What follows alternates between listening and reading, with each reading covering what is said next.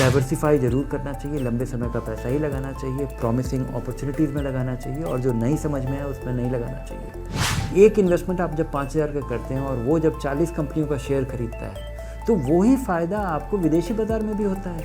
अच्छी कंपनी में पैसा लगाना आपका उद्देश्य है, चाहे वो भारत में हो, विदेश में हो, चाइनीज़ कंपनी हो या यूरोप में हो या कहीं भी हो। नमस्कार और निवेश का बड़ा सवाल के इस ब्रांड न्यू एपिसोड में आप लोगों का बहुत बहुत स्वागत है। क्या इंडियन इन्वेस्टर्स को अपने पोर्टफोलियो में इंटरनेशनल फंड्स जोड़ने चाहिए?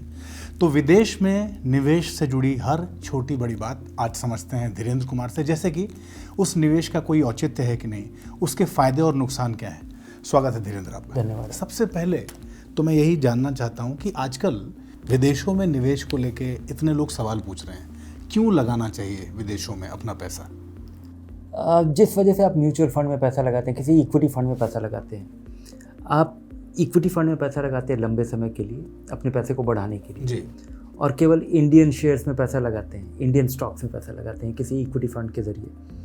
उसी वजह से आपको विदेशी बाज़ार में लगाना चाहिए, क्योंकि अगर आप देखें कि दुनिया भर के स्टॉक मार्केट का अगर कैपिटलाइजेशन जोड़ा जाए तो ये $125 ट्रिलियन का मार्केट कैप है। ये बहुत बड़ा रकम है और इसको आप 80-85 से गुना कर दीजिए तब जाके रुपए में कैपिटलाइजेशन होगा। तो और इसमें जो भारतीय मार्केट का जो मार्केट कैप है वो करीब $4.25 ट्रिलियन है जी। तो इस $125 ट्रिलियन में से $4.25 ट्रिलियन का भारतीय बाजार है। सारी कंपनियों को जोड़ दीजिए तो Sensex, Nifty, junior Nifty, 50-100 company, 250 company, 1000 company, पूरे बाजार का मार्केट कैप मैं बता रहा हूँ। तो भारतीय बाजार एक बहुत छोटा भाग है पूरे दुनिया भर का। और जब आप स्टॉक मार्केट में इन्वेस्ट करते हैं तो आपका फोकस केवल और केवल एक होना चाहिए कि आप बेस्ट कंपनीज में इन्वेस्ट करिए, और बेस्ट कंपनी भारतीय बाजार में नहीं है जी, दुनिया भर में है। लोगों को इसका आभास भी हो चुका है, अंदाज़ा भी है कि आप फ़ोन क्या यूज़ कर रहे हैं, कैमरा क्या यूज़ कर रहे हैं, सर्विस क्या यूज़ कर रहे हैं, यूट्यूब यूज़ कर रहे हैं, वो कंपनी का शेयर कैसे खरीदें जी। और वो अगर आपको ख़रीदना है तो आपके पास ये एक ही ज़रिया है कि आप विदेशी बाज़ार में पैसा लगाइए जो कि उन कंपनियों में पैसा लगाती है। और ये जो $125 ट्रिलियन का मार्केट कैप है दुनिया भर का, इसमें से अमेरिकी बाज़ार का मार्केट कैप $65 ट्रिलियन है। तो 65 ट्रिलियन करीब करीब आधा हो गया जी। हो सकता है कि ये आधा वाजिब नहीं हो, बहुत सारी कंपनियां महंगी हो, वहाँ का बाज़ार महंगा हो, लेकिन आज के दिन ये बाज़ार का डायनामिक्स ऐसा ही है कि उनका मार्केट शेयर दुनिया भर के बाज़ार के मार्केट कैपिटलाइजेशन का परसेंटेज इतना बड़ा है। इसमें कॉमनली एक क्वेश्चन बहुत अमूमन लोग पूछते हैं कि क्या हर भारतीय निवेशक के लिए अंतर्राष्ट्रीय निवेश आवश्यक या ज़रूरी है या कोई ज़रूरी नहीं है? नहीं, मुझे लगता है कि अपने इन्वेस्टमेंट परफॉर्मेंस को इम्प्रूव करने के लिए और सुपीरियर डाइवर्सिफिकेशन के लिए, जिस वजह से मैं आपको हमेशा जिस चीज़ की वकालत करता हूँ कि आपको म्यूचुअल फंड में पैसा लगाना चाहिए, इक्विटी के लिए और बॉन्ड्स के लिए भी, क्योंकि आप डाइवर्सिफाई करते हैं। आप डाइवर्सिफाई कर पाने का एक सबसे बड़ा फ़ायदा है कि आप अपना रिस्क स्प्रेड कर पाते हैं। एक इन्वेस्टमेंट आप जब 5,000 का करते हैं और वो जब 40 कंपनियों का शेयर खरीदता है तो वही फ़ायदा आपको विदेशी बाज़ार में भी होता है कि आप जब पैसा लगाते हैं, आप जाके किसी एक कंपनी का या 2 कंपनी का शेयर खरीद लीजिए जिसके बारे में आपको कम जानकारी है, आपसे बहुत दूर वो लोकेटेड है, उसके बारे में बारीकी से आपको चीज़ों का शायद पता भी नहीं चले। लेकिन जब आप किसी म्यूचुअल फंड में लगाते हैं जो कि इंटर्न कोई इंडेक्स फंड में लगाते हैं, नैस्डैक में लगाते हैं, फैंग प्लस में लगाते हैं, किसी S&P 500 में लगाते हैं, तो आपका एक लगाया हुआ चेक 500 कंपनी में स्प्रेड हो जाता है, 100 कंपनियों में स्प्रेड हो जाता है, 50 में हो जाता है। तो ये जो डाइवर्सिफिकेशन का फ़ायदा है, अच्छी कंपनियों में लगाने का फ़ायदा है, ये आपको इंस्टेंटली मिल पाता है। इसलिए विदेशी बाज़ार में ज़रूर लगाना चाहिए। बहुत सारे निवेश के विकल्प, अच्छे विकल्प, ग्रोथ ओरिएंटेड विकल्प उपलब्ध हैं। विदेशी निवेश को लेके एक बात और भी कही जाती है कि क्या अमेरिका ही बहुत बड़ा बाजार है, लोग अमेरिका में निवेश के लिए बढ़ते हैं क्या, लेकिन चीन के साथ साथ जो दूसरे बड़े देश हैं, क्या उन बाज़ारों की तरफ भी आप रुख कर सकते हैं? नहीं, आपको रुख तो कहीं भी करना चाहिए जहाँ पे आपको बेहतर रिटर्न मिलेगा, जहाँ पे आपको पोटेंशियली ज़्यादा बेहतर रिटर्न मिलेगा। आप सुपीरियर कंपनी में पैसा लगाएंगे, अच्छी कंपनी में पैसा लगाना आपका उद्देश्य है, चाहे वो भारत में हो, विदेश में हो, चाइनीज़ कंपनी हो या यूरोप में हो या कहीं भी हो। लेकिन अमेरिकी बाज़ार में एक ख़ास बात है, ख़ास बात ये है कि वहाँ का बाज़ार सबसे पुराना है। वहाँ के बाज़ार में पैसा लगाना आसान था जब भारतीय म्यूचुअल फंड के ज़रिए आप लगा पाते थे। चाइनीज़ बाज़ार उतना उस तरह से खुला हुआ नहीं है, उतना ट्रांसपेरेंट नहीं है, और उसके अलावा और पूरी तरह एक्सेसिबल नहीं है जैसे कि अमेरिकी बाज़ार है। तीसरा चीज़ कि मुझे लगता है अमेरिकी बाज़ार का एक बड़ा चार्म ये है कि उन कंपनियों का अमेरिका में डोमिसाइल्ड होना, उन कंपनियों का वहाँ पे स्टेशनड होना या ओरिजिनेट होना, इसका मतलब ये नहीं है कि वो अमेरिकी कंपनी है। अब जब आप माइक्रोसॉफ्ट को देखते हैं कि वो सियाटल में बेस्ड एक सॉफ्टवेयर कंपनी है जिसका कि आप MS-DOS यूज़ करते हैं या विंडोज़ यूज़ करते हैं, एक्सेल यूज़ करते हैं, बिंग यूज़ करते हैं और लिंक्डइन यूज़ करते हैं, ये सारी माइक्रोसॉफ्ट की बिजनेसेस हैं। तो ये जो बिजनेसेस हैं ये ग्लोबल बिजनेसेस हैं जी।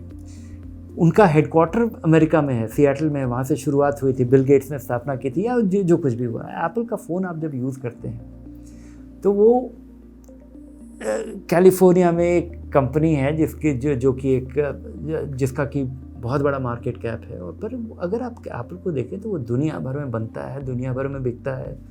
तो अगर कंज्यूमर के नज़रिए से देखें तो वो बहुत ही डिफरेंट तरीके का ग्लोबलाइज्ड कंपनी है। और ये जो फैंग प्लस की 10 बड़ी कंपनियां, वो अधिकतर कंपनियां वैसे ही लगती हैं, और ये सब हमारे आम जिंदगी के रोज़मर्रा के का भाग हो गई हैं। जब आप जैसे घर जाइएगा और आराम से टीवी चलाइएगा और नेटफ्लिक्स खोलिएगा तो आप एक अगली फैंग प्लस कंपनी के चक्कर में पड़ गए। तो आप ये जब आप देखेंगे कि जिस तरह से हमारे लाइफ में इन कंपनियों का जो रोल है और उसकी वजह से अप्रिसिएशन है और जो इनका पोटेंशियल है, और एक ख़ास चीज़ जो अभी पिछले 5-10 साल में हुआ है कि टेक्नोलॉजी और इनोवेशन लेड जो कंपनियों का ग्रोथ होता है। आपको स्टील प्लांट लगाने में बहुत समय लगता है, एक शहर में आप प्लांट सेटअप करते हैं, माइनिंग करते हैं, कुछ करते हैं, फिर कुछ और करते हैं। यहाँ पे आप जब कुछ करते हैं और एक टेक्नोलॉजी और इनोवेशन लेड कोई बिज़नेस है तो वहाँ पे जो विनर है वो पूरा बाजार ही घेर लेता है। ये विनर टेक्स इट ऑल वाला जो है कि आपको आज दूसरे गूगल की ज़रूरत ही नहीं पड़ी, एक ही गूगल दुनिया भर के लिए काफ़ी था। उसी तरह से तो ये जो विनर टेक्स इट ऑल, जिसकी वजह से इनका नेटफ्लिक्स होने के बाद बाकी सारे उसके ऑड कज़न्स लगते हैं कि एक लेने से आपका अधिकतर काम हो जाता है। हालांकि शौकीन लोग हैं, 4-5 चीज़ होने से भी दिक्कत नहीं है, लेकिन स्मार्टफोन का होना, अच्छा कनेक्टिविटी का होना और बहुत सारे डिस्ट्रीब्यूटेड रेस्टोरेंट का होना और इनका कंबाइन हो जाना ऊबर का या जोमेटो का, जिसकी वजह से एक बड़ा बिजनेस बिल्ड हो पाया। लेकिन वो सब ऐसे बिजनेस हैं जो कि दुनिया भर में एक ही बिजनेस है जी। ये लोकलाइज्ड बिजनेस है जो कि अलग अलग जगह पे इस्टेब्लिश हो रहे हैं। आपको जोमेटो का एक अलग वर्जन मिल जाता है अमेरिका में, जोमेटो का एक अलग वर्जन मिल जाता है इंग्लैंड में, लेकिन गूगल का आपको अलग वर्जन नहीं मिलता है, यूट्यूब का अलग वर्जन नहीं मिलता है। और ये बहुत बड़े बिजनेस हो गए हैं जिस वजह से, और ये इनोवेशन और टेक्नोलॉजी लेड बिजनेसेस की वजह से अमेरिका का डोमिनेंस है, वहाँ पे उसको प्रीमियम मिल रहा है।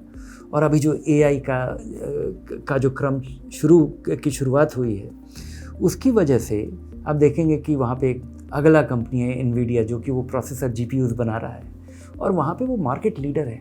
और मार्केट लीडर में और जो सेकंड है उसमें इतना बड़ा गैप है कि पता नहीं ये मार्जिन कब तक रहेगा।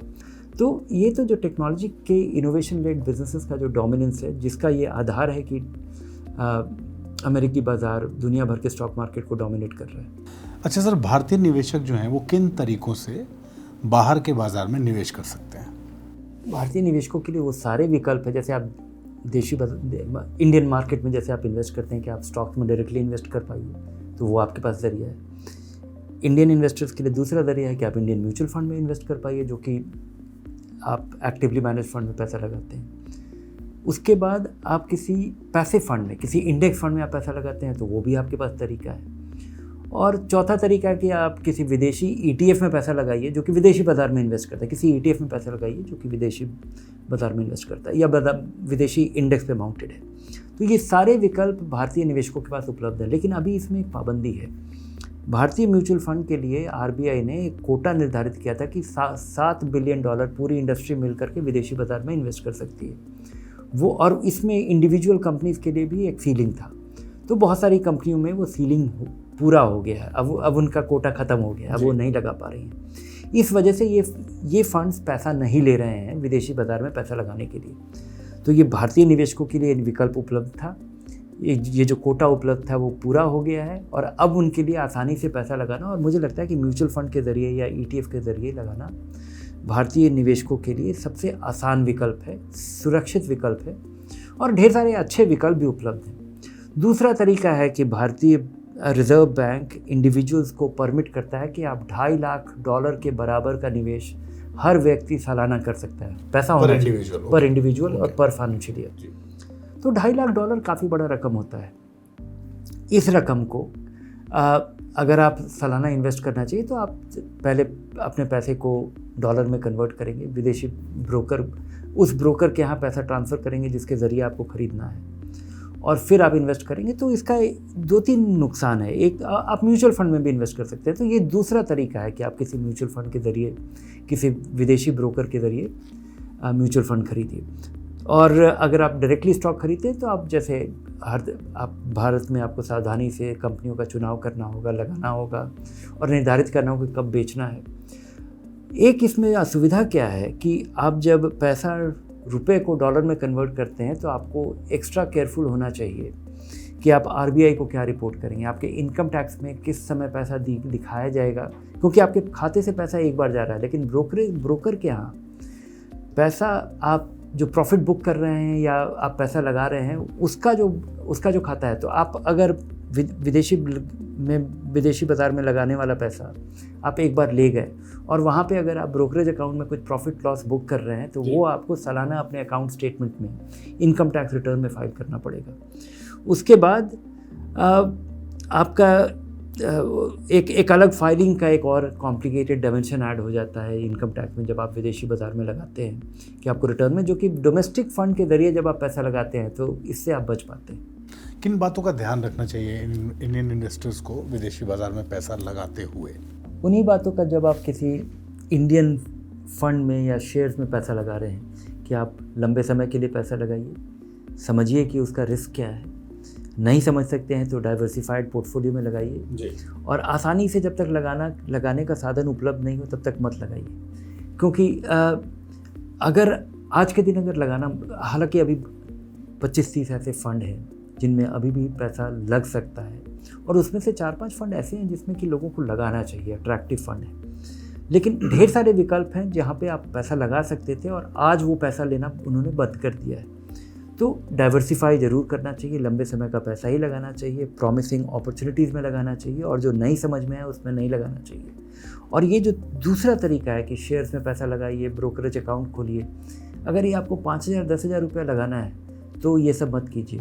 उतना एफर्ट लगाना वर्थवाइल नहीं है उसमें। आज मेरे प्रश्नों की संख्या काफ़ी थी, लेकिन आपने कम प्रश्नों में ज़्यादा उत्तर दिए, इसके लिए आपका बहुत बहुत धन्यवाद। धन्यवाद आपका। आप लोगों से मैं यही कहना चाहता हूँ, क्या करूँ? ले हलवा ले पूरी तो सब। धन्यवाद अभी तो नहीं किया है, कर दीजिए, तो जब बदले की कार्रवाई की जाए। बहुत बहुत आपका धन्यवाद सर, आज के इस पूरे एपिसोड के लिए सर। बड़ा सवाल बड़ा जवाब। पर आज तो इतना मज़ा आया सर। हाँ, छोटे सवाल अब ले लेते हैं। हम लोग बहुत सारा आंसर है सर। हलवाई हो गए तो